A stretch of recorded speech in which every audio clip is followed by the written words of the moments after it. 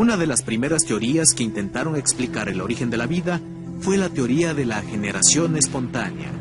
Durante mucho tiempo esta teoría permaneció vigente. En ella se argumentaba que la vida se originaba de forma espontánea a partir de la materia inerte. En otras palabras, planteaba que la vida surgía de la materia inorgánica, de materia orgánica en putrefacción o bien de minerales sometidos a determinadas condiciones. En la teoría de la generación espontánea creyeron pensadores tan importantes como Aristóteles. Este filósofo griego sostenía que en toda la materia existía un principio vital, mediante el cual se originaban los seres vivos cuando las condiciones eran adecuadas. A esa fuerza vital, que era una especie de principio creativo latente, Aristóteles le llamó entelequia. Aristóteles creía también que de una forma de vida determinada surgía otra distinta.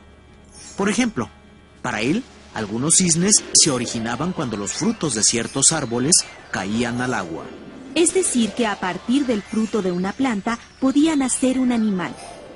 Atribuía este principio a materiales como la luz, la carne en putrefacción y el lodo mismo, pues de acuerdo con sus observaciones generaban por sí solos diversas formas de vida.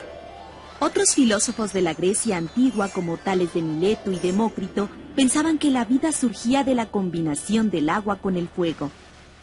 Aunque hoy suenen como pensamientos fantásticos o mágicos, las conclusiones de estos pensadores surgieron de su observación de la realidad.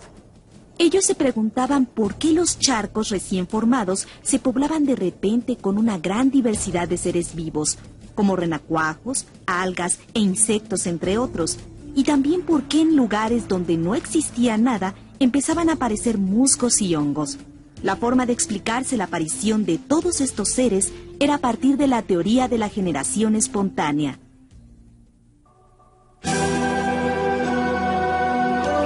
Incluso hoy en día, los conceptos planteados en esa teoría se encuentran presentes en nuestra vida cotidiana.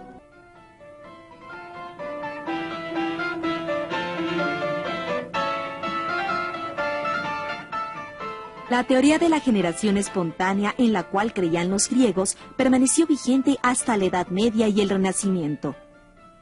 Contrario a lo que se pudiera pensar en la actualidad, dicha teoría constituyó un importante avance.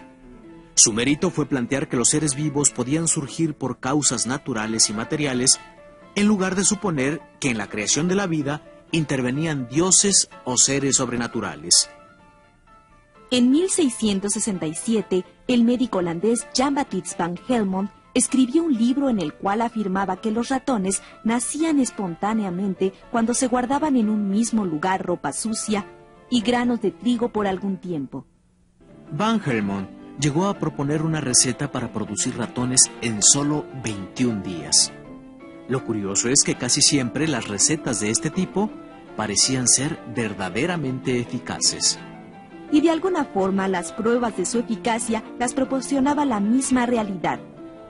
Uno de los primeros científicos que trató de refutar la teoría de la generación espontánea fue el médico italiano Francisco Redi.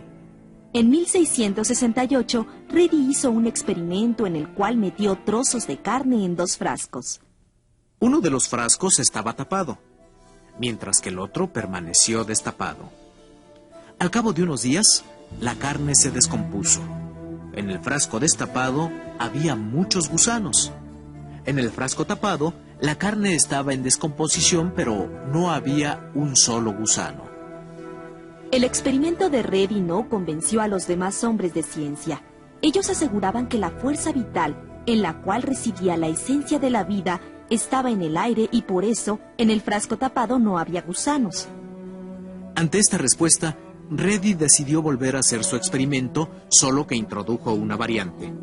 Al frasco que antes había tapado por completo, Redi le colocó una rejilla para permitir la entrada del aire. Los resultados de su experimento fueron los mismos. Redi demostró que los gusanos no provenían de la carne. Su origen se encontraba en las moscas, que al entrar en contacto con la carne, depositaban sus huevecillos, y de los huevecillos salían los gusanos, que no eran otra cosa sino larvas de moscas. A pesar de los resultados obtenidos, Las pruebas aportadas por el médico italiano no pudieron terminar con la creencia en la teoría de la generación espontánea.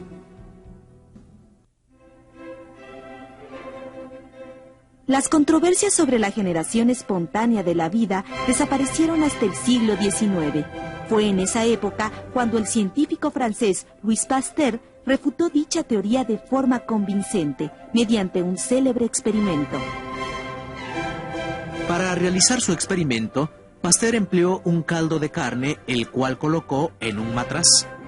Pero no se trataba de un matraz cualquiera. Tenía ciertas características especiales que fueron la clave de este notable éxito científico.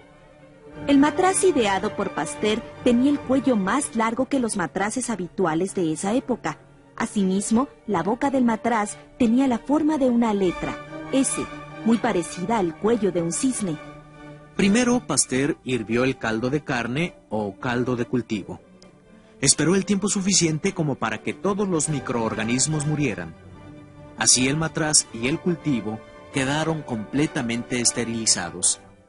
Este factor fue muy importante, pues de no haber alcanzado una esterilización adecuada, el experimento hubiera fracasado. La forma del matraz fue algo más que un capricho estético. Al dejar abierto el cuello del recipiente, Pasteur permitió la entrada del aire, donde según los otros científicos se encontraba la llamada fuerza vital. La curvatura en forma de S fue un factor determinante. Gracias al cuello de cisne, los microorganismos quedaron atrapados en el doblez.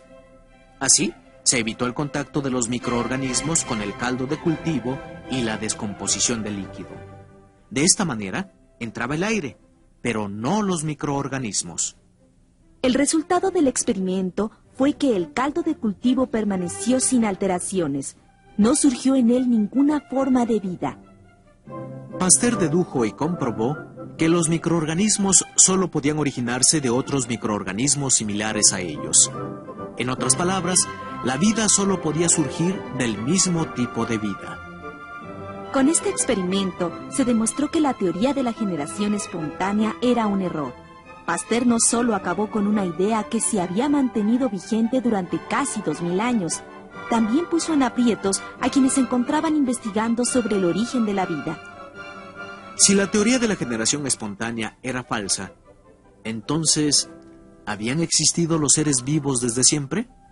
¿O habrían venido de otra parte del universo? El experimento de Pasteur tuvo gran impacto en el ámbito de las ciencias, pues replanteó las bases para comprender el origen de la vida. El éxito conseguido por este científico aún puede apreciarse en el Instituto Pasteur de Francia. Ahí permanecen varios de los matraces con cuello de cisne que Pasteur utilizó. Esos matraces contienen los caldos de cultivo empleados por el científico francés. Después de más de un siglo, los caldos de cultivo siguen aún sin contaminarse.